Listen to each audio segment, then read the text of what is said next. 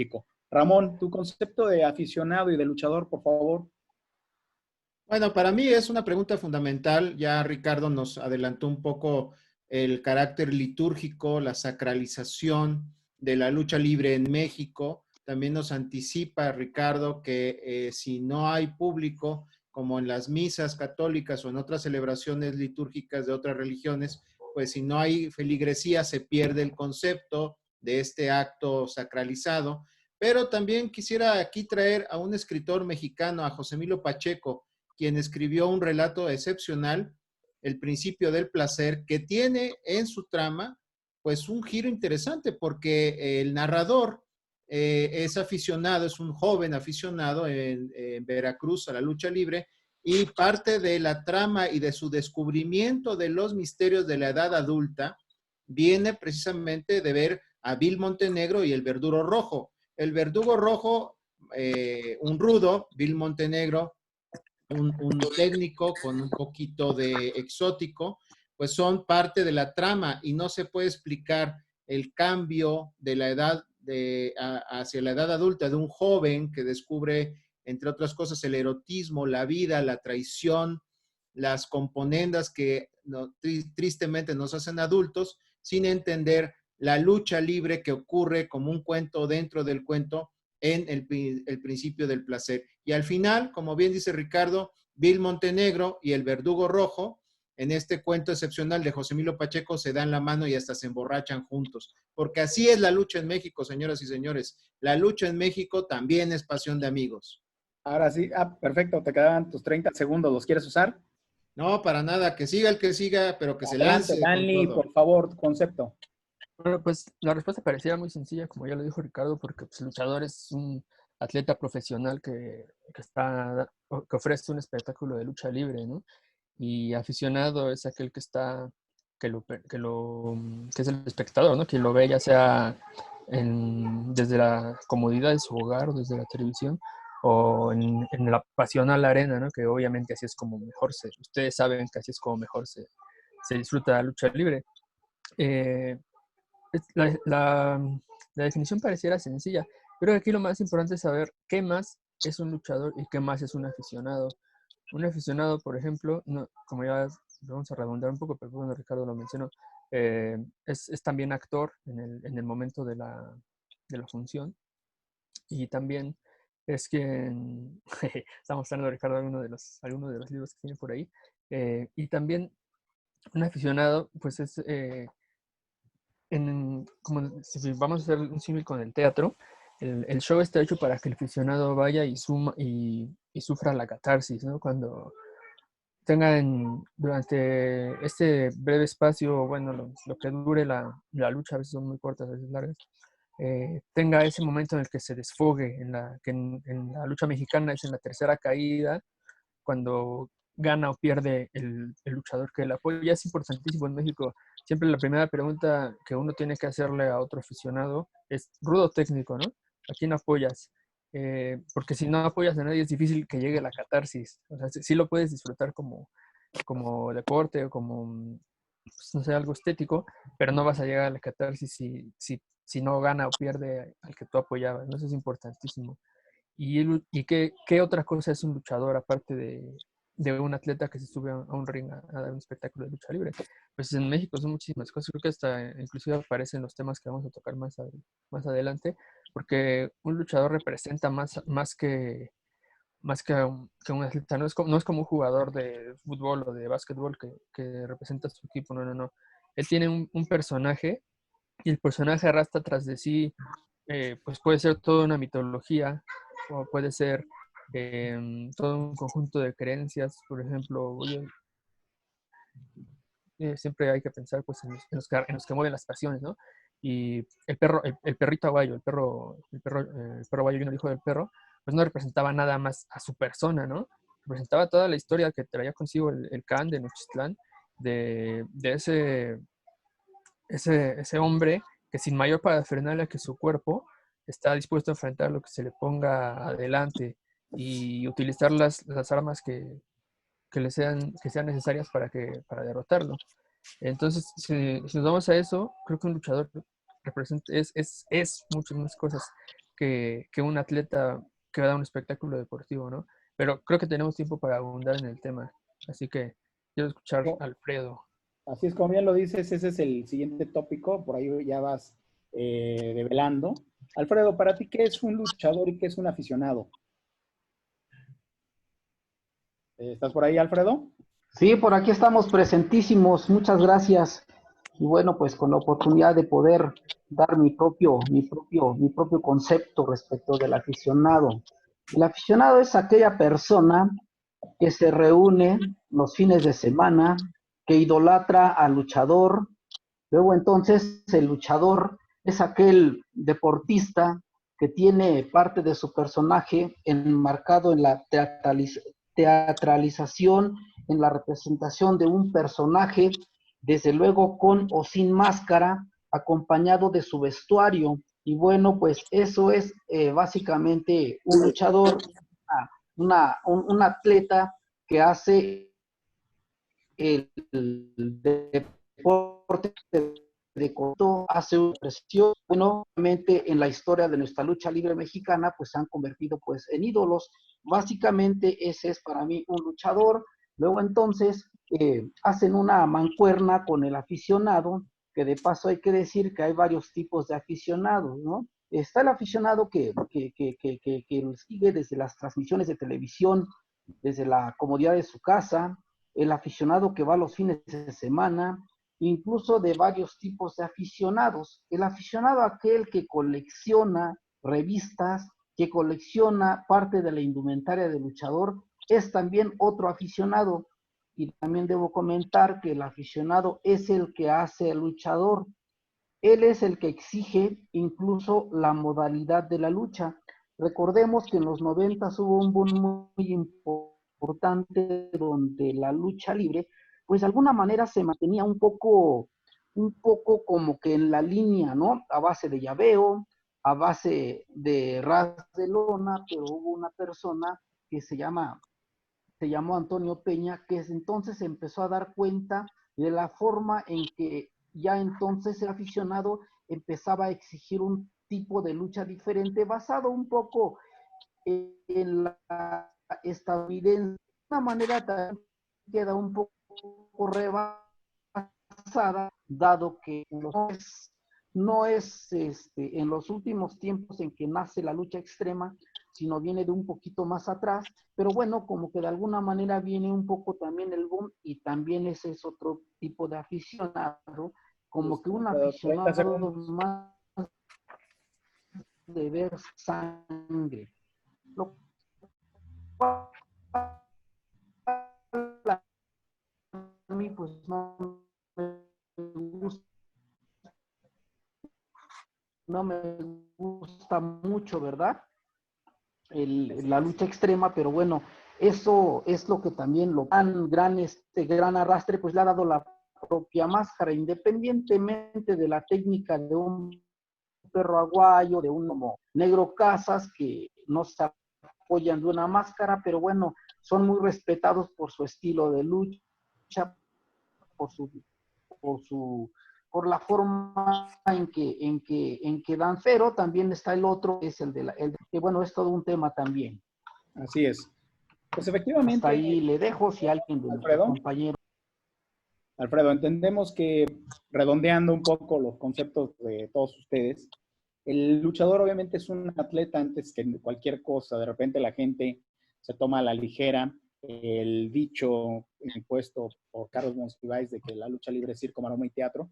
Efectivamente es una mixtura de emociones y de sensaciones, pero también es un conglomerado cultural, pero sobre todo, y lo más importante, es la conjunción de un atleta, de un deportista que se entrega en el gimnasio y que se entrega por su público ante la sociedad. Decía Ramón, y más adelante precisamente en el siguiente tópico lo vamos a abordar, pero tanto Ramón, Dan y obviamente Ricardo son expertos en esto. Es una representación, ¿no? El luchador es la representación de emociones, de sensaciones, de un saber. Decía Dan, si bien el perro aguayo no traía mayores atavíos, tú también lo señalaste, Alfredo, al no utilizar una máscara, pero su bravura, su coraje, lo mismo que su antecesor directo, que sería el Cavernero Galindo, el rudo por antonomasia, con la bravura que reflejaban en el rostro, no necesitaban más que su carisma. Como alguna vez lo dijo Walt Rubinsky, yo no necesito máscara porque soy demasiado guapo como para luchar. Y como bien lo decía también, alguna vez me lo comentó Lismark en vida, me dice, la lucha libre es un enfrentamiento de dos pensares, de dos saberes, de dos individuos que confrontan sus mentes y sus cuerpos. Eso es la lucha libre. Y obviamente el aficionado es ese ingrediente que bien decía Ricardo, complementa de alguna manera extraordinaria. ¿Por qué? Porque sin ese aficionado, el luchador se nutre, el propio Carlos Monsiváis también lo dice, ¿no? Se nutre de los gritos de la gente. El luchador se hace gracias al aficionado y gracias, como decían ustedes, ejemplos de cuando cambian de bando o bien cuando son bien recibidos o no, una vez que a veces se despojan de esa careta, de esa faz que les da otra personalidad y algunos renacen, como el caso de Black Shadow, Carmelo Reyes, y el propio Cibernético y otros más que vamos a comentar adelante. Y sin duda alguna es este aficionado importantísimo. Y reiterando lo que ya dijo Ricardo, hoy día nos damos cuenta de esa realidad tan terrible porque no es lo mismo ver lucha libre. Yo al principio lo entendía y Ricardo, Ramón no me van a dejar, el propio Dan, no me van a dejar mentir. Yo pensé en cuando desafortunadamente entramos en esta situación de la pandemia y de la sana distancia, dije, bueno, la lucha libre va a sobrevivir como un espectáculo moderno, como pasaría con las peleas de rollerball, ¿se acuerdan de esas? Del libro y de la película de James Caan, protagonizada por James Caan. Y entonces dije, va a pasar eso. Y no, efectivamente ya Ernesto Campo lo había previsto, esto se ha caído terriblemente porque obviamente falta esa otra parte. Y el siguiente tópico que quiero abordar precisamente es hablar ahora de esta lucha del bien contra el mal. Por eso les decía que aquí pues nuestros expertos en literatura es el momento. La lucha libre representa la lucha del bien contra el mal. Y hoy día podríamos hablar de que este discurso sigue vigente en una realidad posmoderna o ahora ya, como diría Sigmund Bachmann, de modernidad líquida en la que vivimos. ¿Podemos decir que seguimos en este discurso sigue válido, el bien contra el mal? Ricardo. No, yo creo que es un error. Si hablamos a nivel ético, filosófico, ontológico, incluso de teoría del Estado, una cuestión psicológica, el bien y el mal se refieren primero a dos supuestos en apariencia de igual fuerza. Dependerá de la perspectiva religiosa, jurídica, psicológica, qué es lo bueno y qué es lo malo. Pero cuando se dice que los luchadores representan el bien y el mal, yo creo que sobredimensionar este aspecto, porque en realidad no es que el luchador técnico sea bueno, es simplemente un luchador que sigue el manual de lucha libre, que aplica las llaves, digamos, legales, las llaves reglamentadas, y que entonces es un luchador que sigue los parámetros y que, por ejemplo, algo muy evidente, pero muy comúnmente roto, es el luchador lucha arriba del ring. Esa es una de las obligaciones de todo luchador. Y el luchador rudo, el que no es técnico, pues se baja del ring, le pega con la silla, lo avienta contra el público, en fin, le hace cualquier cantidad de cosas. Entonces, los luchadores no representan una figura ontológica, sino simplemente son seguidores de un estilo de lucha. Y entonces, más que hablar de los luchadores del bien, son los luchadores que se apegan a los cánones que marca el reglamento de la lucha libre en el lugar donde están luchando. Por eso decía hace rato el Antifaz, hay la lucha extrema donde pues, ya ni luchan, se pegan con bats, se pegan con vidrios, se avientan clavos, se ponen engrapadoras en el rostro. Ya no hay nada de lucha libre. Entonces, yo no creo que la lucha del bien y del mal, digo, este es un resabio publicitario mediático de las películas donde el Santo y el Blue Demon y el Mil Máscaras y hasta Tinieblas representan a los salvadores de los monstruos, como si los monstruos fueran la maldad pura. yo creo que es más monstruoso el coronavirus que las momias de Guanajuato. Pero no es que en la lucha libre se enfrenten dos entidades cosmogónicas de las cuales dependa del futuro de los espectadores y de los que integran la función. Simplemente es la lucha de quienes se apegan a la reglamentación y quienes no se apegan. Y en algún momento uno mira tanto el abismo que se empieza a parecer a él. Y es muy fácil que los luchadores técnicos pues también tomen una silla, tomen una botella de cerveza y se la estrellen al otro en la cara. Ahora hay muchas arenas, piensa en la Naucalpan, donde ya se dan fases de espectáculos, en donde, por ejemplo, cualquier luchador que cae del ring es cintareado por los otros luchadores, es decir, los luchadores que participaron en la lucha previa, y los que van cayendo, que les dan ahí cinturones de cuero, y si algún luchador cae del ring, lo agarran a cinturonazos. Entonces, pues ya las variantes relacionadas con la reglamentación derivada de las comisiones de lucha libre de cada estado, pues son muy relativas. Yo creo que no existe el bien como si fuera el representante de Dios en la tierra o del Dios al que usted, espectador, esté suscrito en sus plegarias diarias o semanales, sino simplemente se trata de dos estilos de lucha en donde lo único que se busca es que diviertan al espectador y que funcione. Y sobre todo, en cuanto a los luchadores, que no se lastimen, porque un luchador lastimado pues es como un trabajador sin licencia médica y sin seguro de gastos médicos. Así Yo es. yo creo que no se puede hablar de la lucha entre el bien y el mal.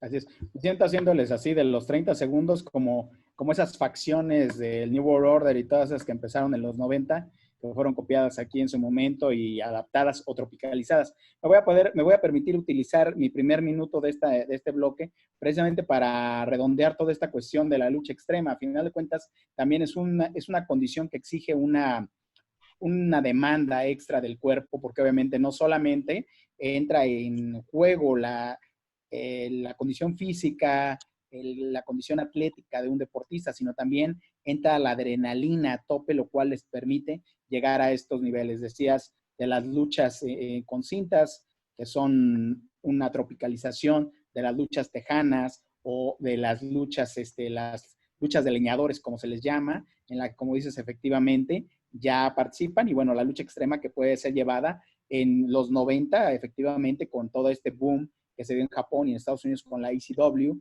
llega a México y sí, efectivamente, las lámparas, las mesas, las púas, etcétera. Y hoy día la lucha extrema más bien se entiende como una lucha de un estilo recio, de un estilo aéreo, de castigos de poder.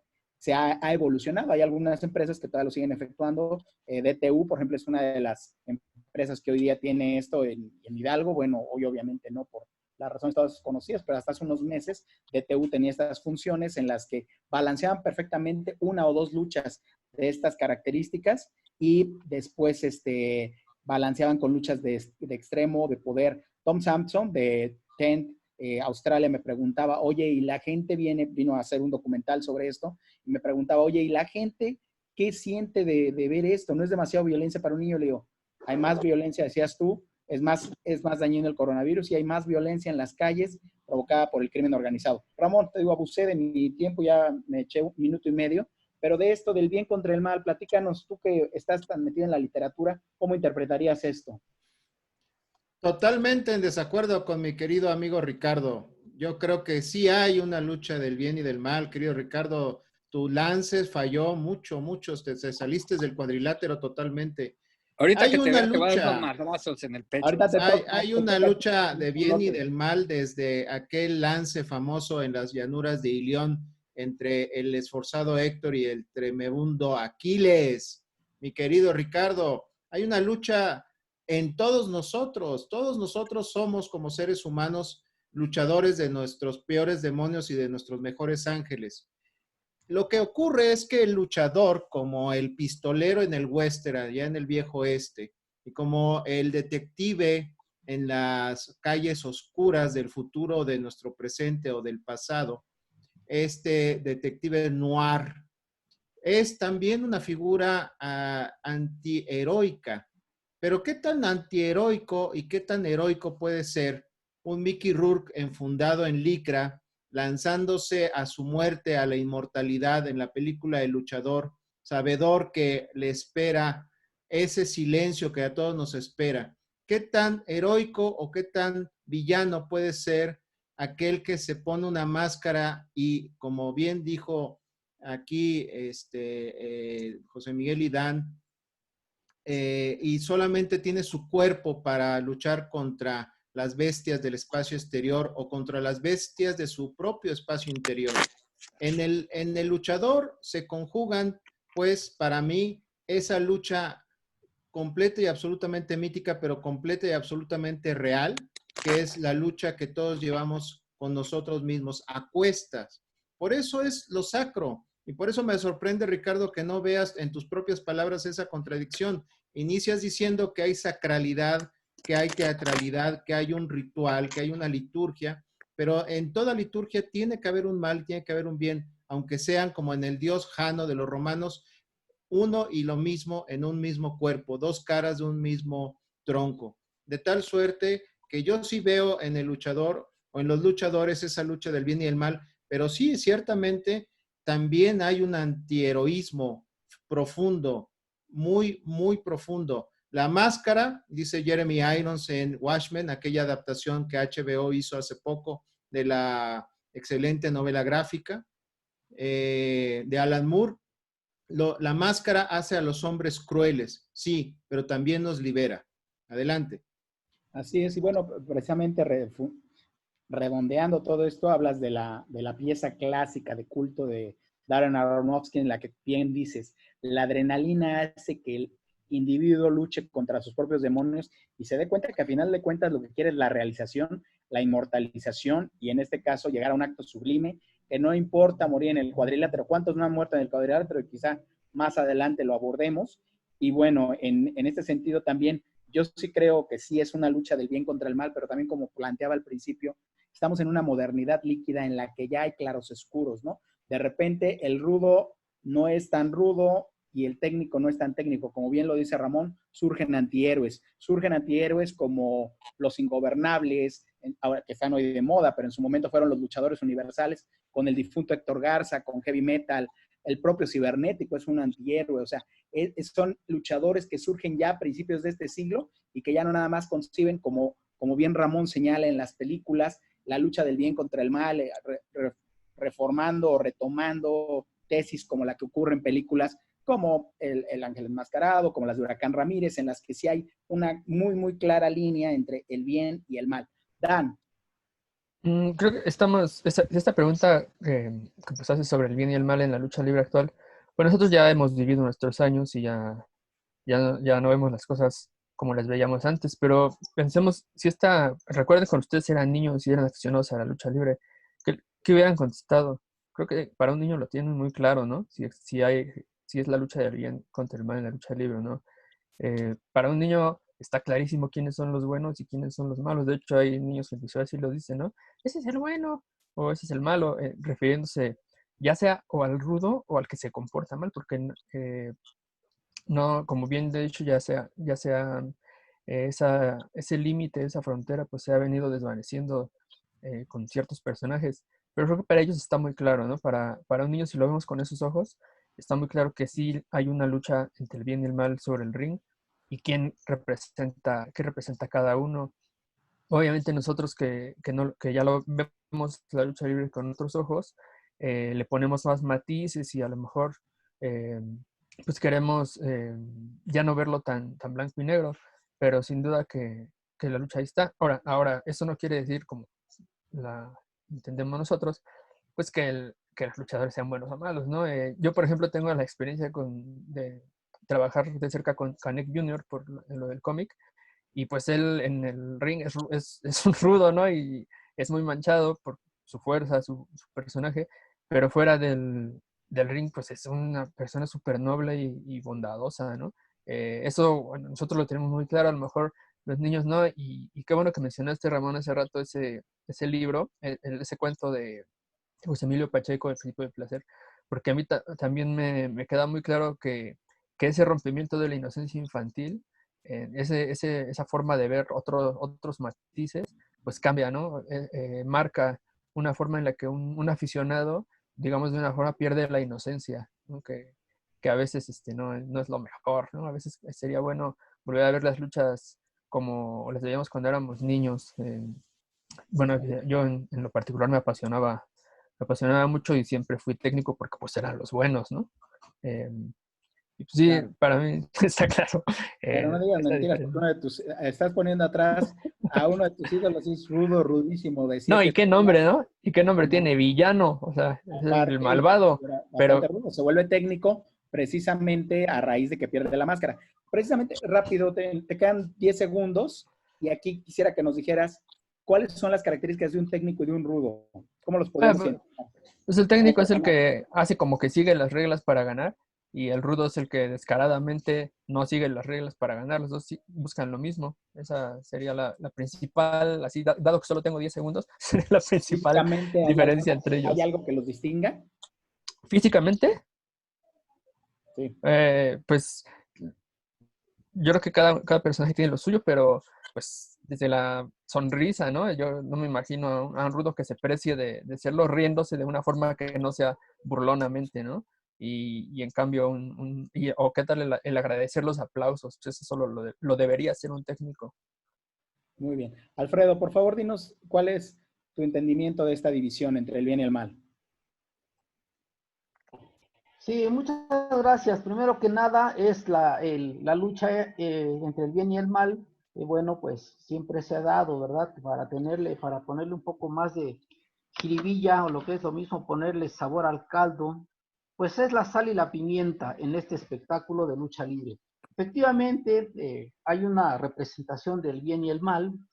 Bien lo dicen, uno es el rudo, el otro es el técnico. El técnico, pues básicamente es aquel que pues domina la técnica, es el guapetón, el que tiene el perfil, el, el que tiene ángel.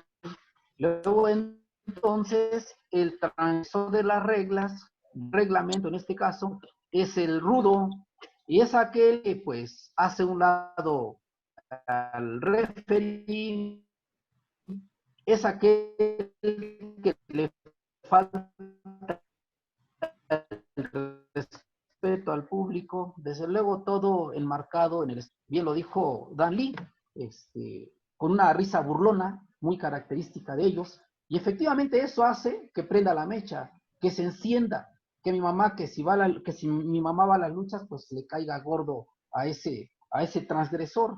Básicamente, eso es lo que yo veo desde mi punto de vista, en esa representación, en esa teatralidad, en ese escenario, como bien lo dice un comentarista, de 6x6, ¿no? En ese cuadrilátero, y ahí es donde pues se da básicamente esa representación. Algunos, como dicen, pues se salen del ring, ¿no? Ahora, pues con mucha frecuencia, ¿verdad? Se andan correteando hasta fuera del ring, lo cual ya es como que de la modalidad que va surgiendo, ¿no? Recordemos que en la antigüedad pues, era un poco más metidos en el asunto del cuadrilátero, había pocos lances, pocas en los 70, pues básicamente pues se empieza a ver los lances. Entonces esa es desde mi punto de vista la representación. Por un lado también no solo la representación del rudo y la representación del técnico, sino que también está la representación del personaje. Evidentemente vemos un rudo y vemos a Gronda, vemos algún rudo pues con representación de troglodita, pues eso le da un plus a la lucha libre, ¿no? Su aspecto feo, y además, de paso hay que comentar que los inicios de la lucha libre, pues el luchador rudo, el luchador enmascarado tenía un aspecto feo, la máscara no es como en nuestros días, que es estética, que es garigoleada. Entonces, antes, pues propiamente era de aspecto rudo. ¿Y por qué se creó ese lado rudo? Pues propiamente para dar un poco más de espectacularidad. Muy bien. Gracias, gracias. Precisamente, bueno, en este momento ya se está demasiado delay. ¿Me escuchas? Gracias, Antifaz. Y bueno, en este segundo bloque voy a ceder la batuta, decía yo, a nuestro croupier, precisamente para que ahora sí ya se puedan agarrar a 2 de 3 caídas. Ricardo, Ramón, no es cierto, no se van a agarrar a golpes, pero sí hacer la dinámica, por favor, del póker. Se la dejo a Ricardo para que podamos escoger los siguientes tópicos de acuerdo al tiempo que nos dé, por supuesto. Traté de sintetizar ya nuestra anfitriona había hecho una serie de preguntas y traté de sintetizar más importantes, precisamente porque algunas iban a derivar. Adelante, nuestro señor tallador traído desde Las Vegas. Ese es un expertazo. Ni Jan Fleming te hubiera concebido así.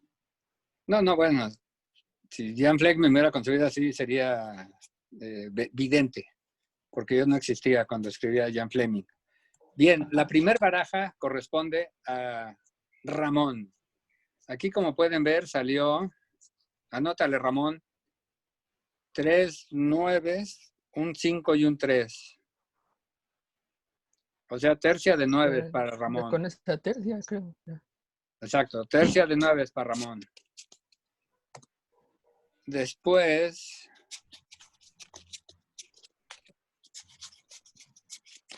para el maestro Danley, tenemos una bonita pachuca. Nada de nada. La pachuca, come on, maestro. Así, nada de nada, pues que así. La carta habló. Habla la carta, se respeta la carta. Entonces va ganando Ramón. Y en la última, nótese que estoy aquí tomando al azar. Ese sí. O sea, aquí yo no soy David Blaine, ni David Copperfield, ni soy Bartlett manejando el sistema electoral. Ahí están 5 cartas. Y yo saqué otro pinche pachucazo, poca madre.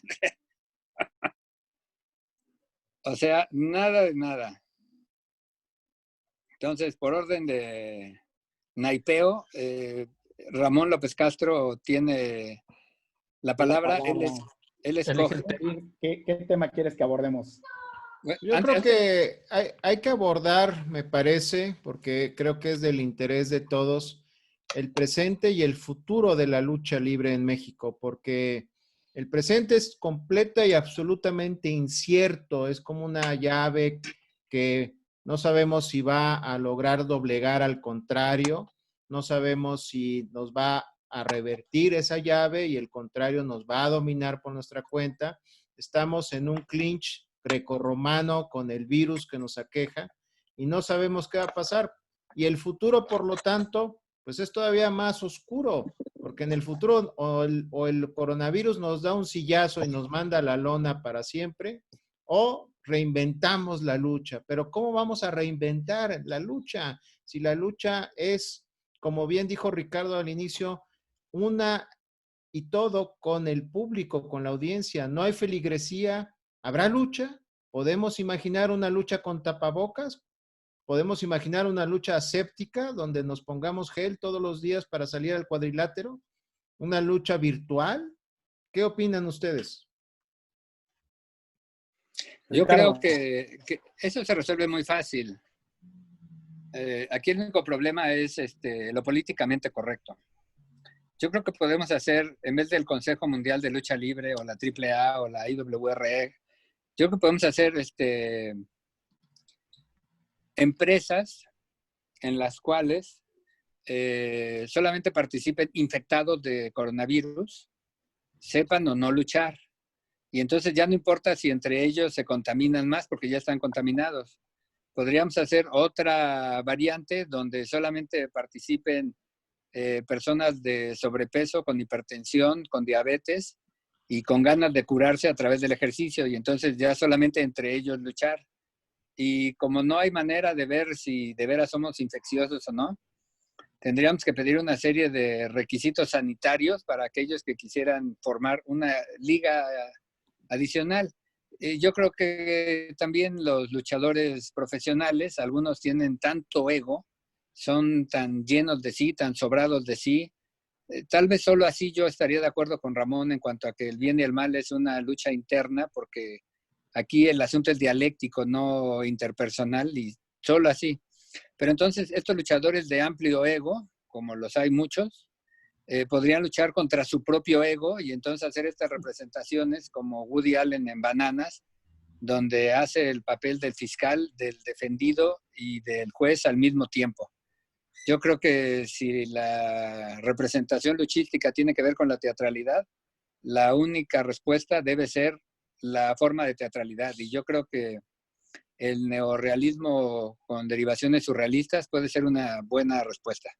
José Miguel, ¿te podrías hacer una llave china a ti mismo sin albur? No, para nada. Bueno, vamos a, como decía el difunto Mao Zedong, él le ponía nombres de motos a todas las llaves, ¿no? La Kawasaki, la Suzuki, la Yamaha. Efectivamente, lo habíamos comentado hace rato, cuando se dio esta situación de la pandemia, desafortunadamente, hubiéramos pensado que el futuro está en una lucha libre más allá de lo atlético, de lo deportivo, de los colores.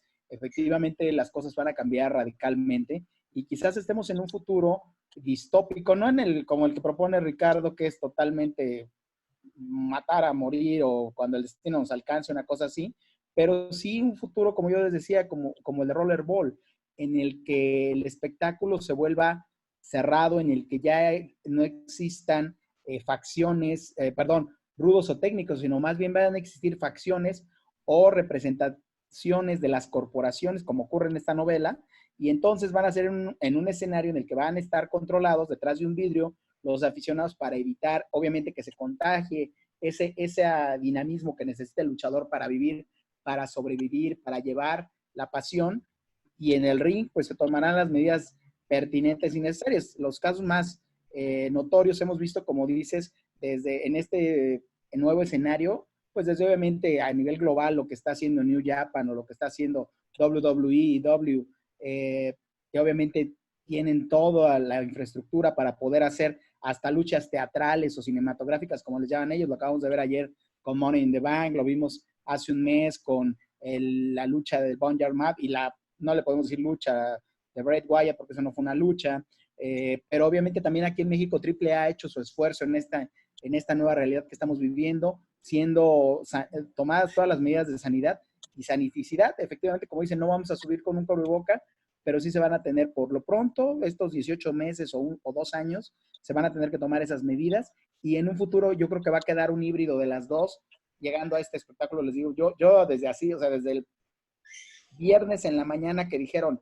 hoy habrá un SmackDown sin público en Estados Unidos y no será en la arena que estaba programada, sino nos vamos a replegar al Performance Center y obviamente ese modelo después se tuvo que copiar por empresas mexicanas. El Consejo prefirió no participar en este tipo de dinámicas como la que tiene AAA. Se va a tener que hacer ese híbrido en el que si hay un determinado número de público y haya un escenario protegido y un domo, sin que llegue a ser un domo de la muerte, Ricardo, porque tú quieres ver sangre a fuerza. Queremos ver sangre. Los dioses, quieres sacrificio para los dioses. Soy azteca, ¿qué puedo hacer? Ramón, ¿alguien más que quiera aportar algo en este tópico? Dan. Dan, adelante. Yo quisiera decir que la lucha con cubrebocas ya lo había inventado Kung Fu y Místico, ¿no? Y todos esos que luchan con la máscara cerrada. Y pues que la pregunta era básicamente el presente y el futuro, ¿no? El presente, así, el día de hoy hasta ahora, pues es muy oscuro. Porque como ya se abundó aquí en el tema, pues el espectáculo de la lucha libre sin la interacción con el público, pues simplemente yo no lo concibo. Tendría que presentarse una modificación trascendental, una modificación muy importante en la forma, por ejemplo, lo que propone José Miguel o lo que se le ocurre a Ricardo, que me sorprendió también lo que dijo Ricardo, que es como una pieza teatral, ¿no? En la que el luchador va a salir en una hora muy posmoderna a enfrentarse consigo mismo. Eso me sorprendió que sí lo viera. Pero pues es que, ¿qué opciones tenemos, ¿no? Se podrá presentar funciones en las que en las que no haya público, me pregunto, o a lo mejor en las que haya mucho espacio entre otros públicos, en arenas, de las arenas grandes que hay en este país, es otra opción. Porque pues es un deporte de contacto, ¿no? Y he pensado, yo sí he pensado mucho en esto, porque desde que anunciaba que se cancelaba el fútbol, que es una empresa que mete millones y millones, y pues la lucha por supuesto que la van a cancelar y esas personas viven al día, muchas de esas personas viven al día, ¿no? Y tendrá que haber una modificación sustancial para que sobreviva la lucha y esas personas puedan seguir pues sobreviviendo y haciendo lo que les gusta, las dos cosas. No me atrevo a hacer un Bueno, pronóstico, pero pues el presente sí se ve muy oscuro. Ricardo. yo nada más añadiría rápidamente, porque ya se acaba el tiempo, que hay muchas películas mexicanas, muchísimas, donde para hacer mejor toma de la lucha, se hace esa doble abstracción, que una ya es la lucha misma, pero la segunda abstracción es que luchan sin público y entonces el narrador, que creo que era Vera, no me acuerdo cómo se llamaba que siempre está en las películas, narra como si el público contestara lo que él está diciendo, cuando que en realidad se nota, por supuesto, por las tomas, que no hay nadie al lado del ring. Entonces, ni siquiera es una arena, es un gimnasio ahí o un set donde subieron un ring y ahí están dando, como sucede en los toros y en el fútbol, un espectáculo que nadie ve más que el cronista, y el resto de los que medio vemos la farsa, nos damos cuenta que pues no es tal, ¿no? Entonces yo creo que en México ya hay un largo camino en este tema de que haya lucha sin espectadores y que haya un cronista, un narrador, casi al nivel de Ángel Fernández, que de pronto inventa, como si fuera este hombre en La vida es bella en el campo de concentración, una realidad paralela que solo existe en la mirada del espectador y de la escucha de ese narrador. Entonces yo creo que regresaremos a los temas donde tal vez el espectador sea sustituido por el cronista de la batalla que pretende ser épica, aunque resulte fallida por la falta de espectadores vivos. Pues comenta nuestra Lucha anfitriona. con hologramas. Perdón. Lucha con hologramas o lucha entre la víbora Plisken de Tenayuca contra Mad Max de Catepec. Posapocalipsis o tecnología. ¿Qué será? ¿Cuál será el futuro? Adelante. Yo quiero ver sangre, chinga. Alfredo, tú nos has comentado, ¿cuál es el futuro para ti? Alfredo. Ya, se bajó del ring. Creo que da tiempo nos dice nuestra anfitriona, que da tiempo de una última, otra mano. ¿Podrías tirar nuevamente, estimado Cupier? ¿Cómo no? Da tiempo de una tirada más para que podamos, y en esta ya que participe Alfred, a ver qué te parece, tiramos por él precisamente. A ver, entonces aquí estamos barajeando. Soy como David Blaine, pero de Xochimilco. Eres como Arizandi. Yo soy tu padre. No, perdón. Esa es la primer carta para José Miguel. Okay. Es un reyesito para José Miguel. Ramón saca un 5. Me la pongo. Dan Lee saca un 3. El Antifaz saca un 7. Y Yomero saca otro 3. Entonces, el reyesito Marquina es el que tiene la palabra. Ok, suelto la pregunta para Alfredo. Precisamente. Ahora le vas, mi querido José Miguel. Hablemos de la cultura de la lucha libre. ¿Cómo permea, y lo sabemos, en nuestra cotidianidad, en nuestra cultura mexicana? Alfredo, ¿qué es esto? ¿Qué es la lucha libre para el mexicano? Bien, muchas gracias. Bueno, pues la lucha libre es parte de la cultura mexicana, es parte de su tradición. Yo creo que este término está muy trillado cuando se habla que de la guadalupana, que entonces de Pedro Infante, y luego entonces incluimos al santo. Bueno, pues como nuestro gran representante, ¿verdad? Entonces la lucha libre propiamente es parte de la cultura mexicana, y si me permiten un poco el tema anterior era el presente y el futuro de la lucha libre. La lucha libre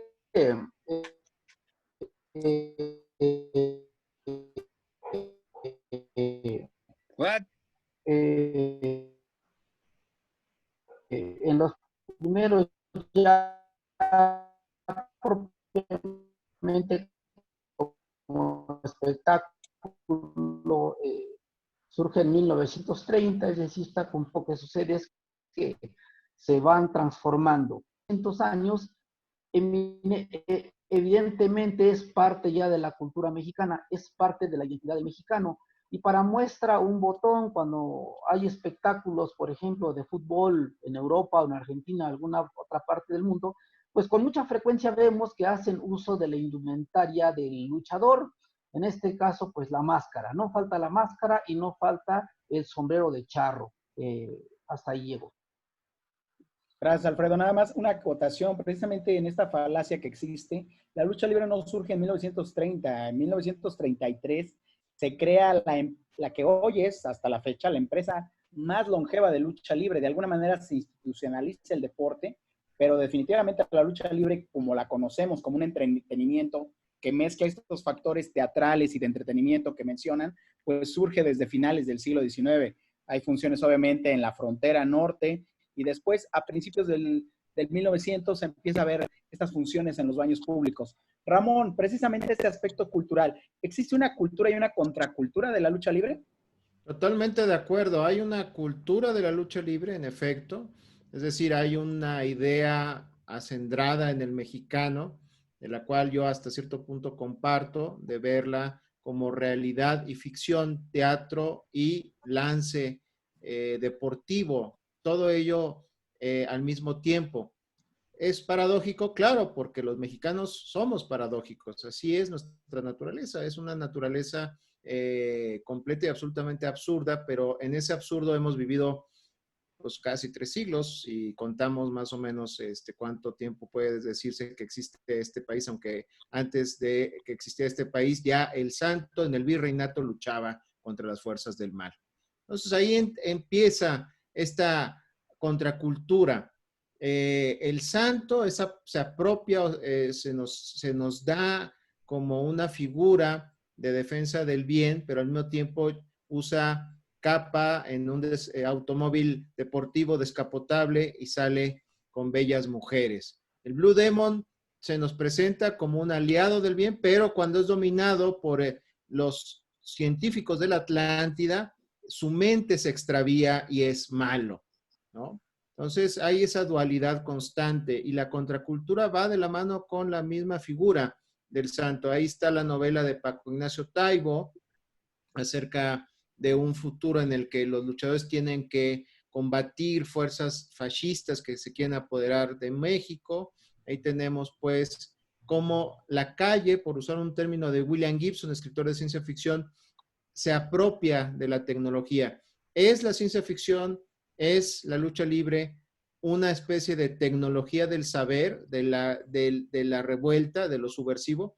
A mí me parece que sí, es un aparato tecnológico conceptual que existe cada vez que vemos a un enmascarado y reflejamos en él nuestros miedos y nuestras aspiraciones. Ahí está la contracultura. Así es, Ricardo. Bueno, yo para ser más concreto, porque se acaba el tiempo, sí, yo distinguiría muy claramente, porque una cosa es la lucha del ring, de las arenas, lo que pasa ahí, lo que se vende afuera de las arenas, y otra cosa muy distinta es la proyección que tienen películas en radio, el cómic del Santo, que creo que fue el más vendido en su época, las extrapolaciones, ahora en todo el mundo se usan máscaras, es un producto de exportación, hay el cómic de Canex Jr., en fin, hay toda una serie de manifestaciones alrededor del ring. Entonces, yo creo que una cosa es hablar de los luchadores adentro del ring, donde sí hay un espectáculo que yo insisto que es dialéctico y por eso no se puede dividir el bien y el mal. Y otra cosa es lo que pasa afuera, la violencia que puede haber o no en las arenas.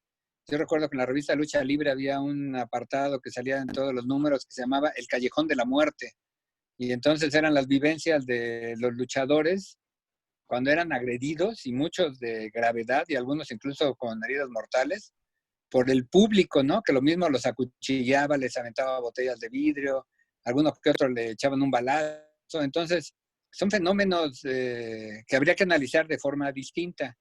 A mí me parece que en la imaginación mundial, por eso es que el Santo es cine de culto en Francia y aquí es cine oculto, es porque se comprenden estas mitologías primigenias de otra manera. Yo me limitaría a hacer el análisis del Ring, y en cuanto al futuro de la lucha libre, recuerdo este conocido refrán popular kurdo de hace algunos siglos, que aparece en los proverbios y aforismos del Islam, donde en relación a la lucha libre dice: te preparas para irte, pero sigues ahí. Y entonces la lucha libre parece que estará por agotarse y luchar a contracorriente en la pandemia, pero sigue ahí, los canales de lucha libre siguen ahí. Yo creo que, regresando a mi infancia inocente, diría Dan Lee, yo creo que mientras la lucha libre esté en mi corazón, existirá en el universo. Así es. Dan Lee, un comentario rápido de 2 Sí. minutos. Nada, men. Me parece que en general Nada más va a ser el comercial del cómic de Canek. Pues, compren el cómic de Canek Jr., no, pero ya en serio, me parece que para el mexicano en general, la lucha libre pues significa fantasía, significa magia, debería significar por si uno de los estandartes de nuestra cultura, como ya lo dijo Alfredo, no hay necesidad de redundar en eso. Y principalmente es eso, pero también, y eso lo dejo para el siguiente programa, quiero que hablemos de eso si les parece. Me parece que de alguna forma la gente lo relaciona con gente sin cultura, precisamente, que la lucha libre le gusta a la gente sin cultura. Ahí lo dejo para el otro programa, porque creo que está para debatirse. Alfredo, ¿deseas agregar algún comentario final? Sí, cómo no. Muchas gracias. Sí, efectivamente, cuando decimos de la empresa mexicana de lucha libre, efectivamente, su antecedente, pues, quise decir años 30, creo que dije 1930. Es de los años 30, y bueno, primero que nada no era la empresa mexicana de lucha libre. En ese momento, empresa México,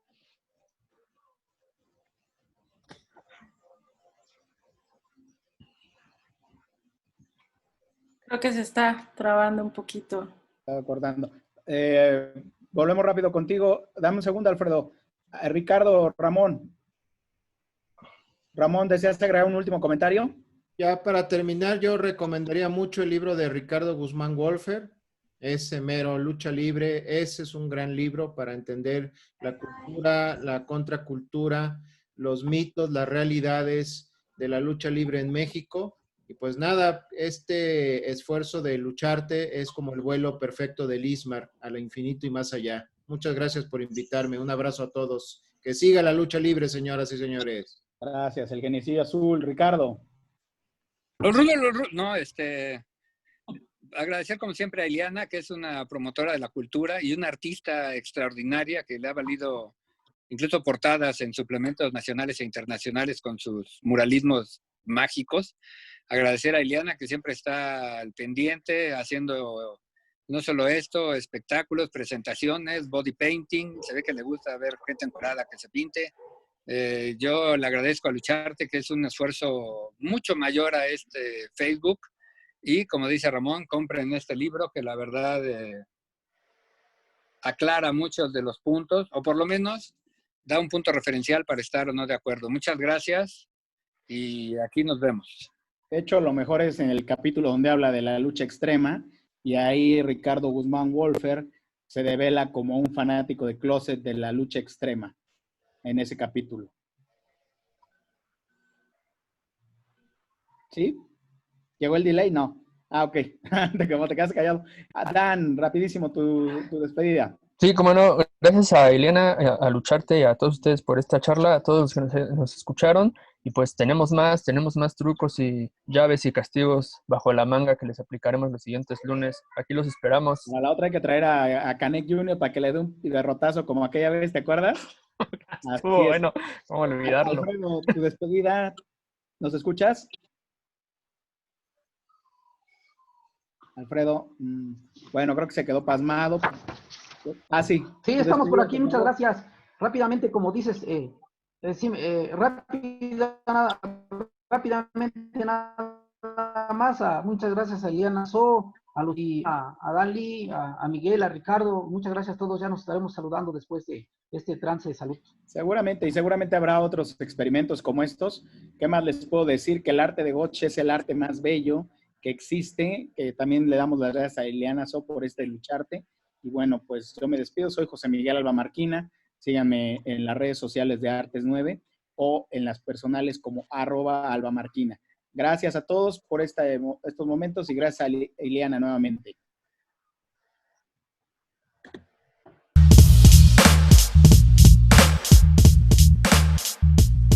Oh.